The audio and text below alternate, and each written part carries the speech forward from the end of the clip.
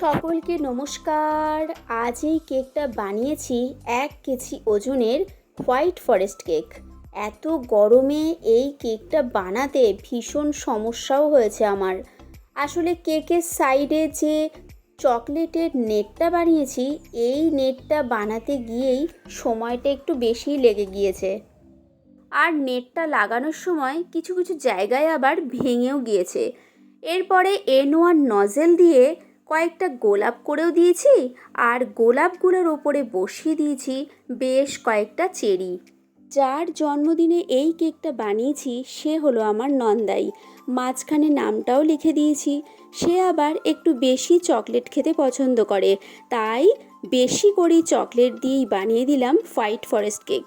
নন্দাইয়ের তো কেকটা দেখে ভীষণ পছন্দ হয়েছিল। আর তোমাদের কাছে এই কেকটা দেখতে কেমন লাগলো অবশ্যই কমেন্ট করে জানিও। ভালো লাগলে লাইক আর সাবস্ক্রাইব করে দিও। সবাই ভালো থেকো। আবার দেখা হবে নেক্সট একটা ভিডিওতে। সবাই ভালো থেকো, সুস্থ থেকো। টাটা।